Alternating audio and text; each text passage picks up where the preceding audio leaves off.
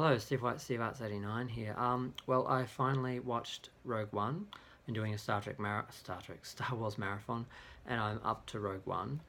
Um, I saw it in cinema. It's the only time I've seen it. Unfortunately, I was traveling that day to Tasmania to go home for Christmas. It'd been out for a week or so, and I had not slept the night before because I had a really early flight, and I was scared to go to sleep, so I thought I'd sleep in and miss the flight. So I stayed up all night. So the next day I had some time to fill, and I went to my old cinema that I went to growing up, um, and I watched it there. And I was really excited to watch a Star Wars film there because I'd never seen any of the Star Wars films at that cinema because they were all gone, released years before, because I was too young to see them. Um, and just seeing the a long time ago in a galaxy far, far away on this big screen there was kind of interesting. Had my case next to me basically. I watched it, and then it was very strange. Well, unfortunately I was tired, and I kept falling asleep during the film, but it was because I was tired. I didn't judge the film based on that, but it kind of hurt my ability to follow exactly what was happening with some of it. I think I missed a few scenes. Um, but when I got home on the news, Carrie Fisher had died that night, and it was very surreal to see her on the screen as her younger self from the original Star Wars era, and then to get home and find out that she died. Um, and yeah, it was just really weird. So those things were what I remember most about the film. I didn't remember much about the film itself. So I sat down to watch it the other night, and initially it kind of suffers from the sort of grey movie syndrome that Solo had. But this film had, it's a war film. It's a serious film. It's got a more serious tone. It's really not swashbuckling action adventure. Um, the battle scenes are very realistic and very violent, and you know these people are not going to survive. You know that they are sacrificing themselves to get these plans to give to the rebellion, and they're partly responsible for everything that happens in the first Star Wars film, because without the plans they wouldn't be able to destroy the Death Star. Um, and you can't. It's you know what's going to happen. It's kind of grim in a way, but the characters are all kind of honourable and respectful, and I mean, I got fairly emotional when some of them died. When Donnie Yen's character and his companion Baze died, I was crying. I don't know, is this really upsetting? Um, just because it's realistic enough that in war there are people that have given their lives and sacrificed in the same sort of way, and they just feel like real people. They feel like real characters. Um, and probably doesn't help that it's the second anniversary of my mother's death today, so I probably shouldn't have been watching a grim film on a day like today, but it just happened this way because I didn't finish it last night. I was right at the end when they blow up the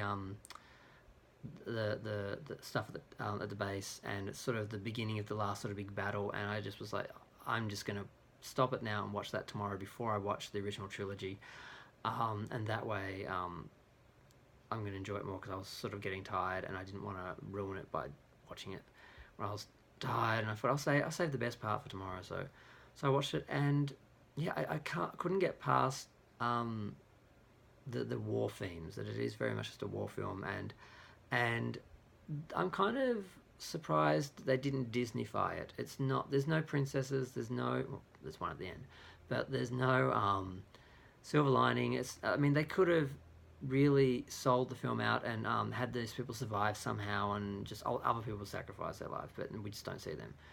And just avoid that, and just happy. They could have gone that sort of Disney route with it, but they seem to take it seriously.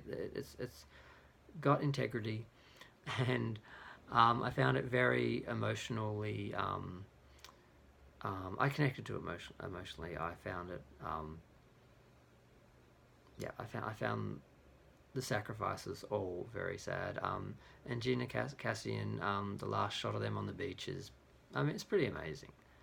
So they did a good job with that one, and it was the first of the not non-trilogy, non-Skywalker trilogy Star Wars films that were going to be standalone films. They probably planned out at least six, I guess.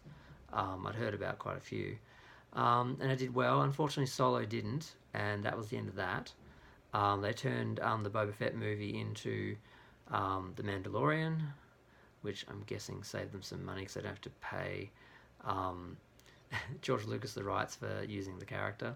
But they are going to use Obi-Wan in the Obi-Wan series, obviously, so he's going to get a series instead. And they're basically using Disney now to prop up Disney Plus, using Star Wars to prop up Disney Plus. So most of the projects that we're going to go to film are now going to be mini-series, event series, or TV series. So, but yeah, the film is better than I remember. It's I remember it being good, but it's quite good and better than I remember. And it's still bizarre to see Carrie Fisher even more now that she passed.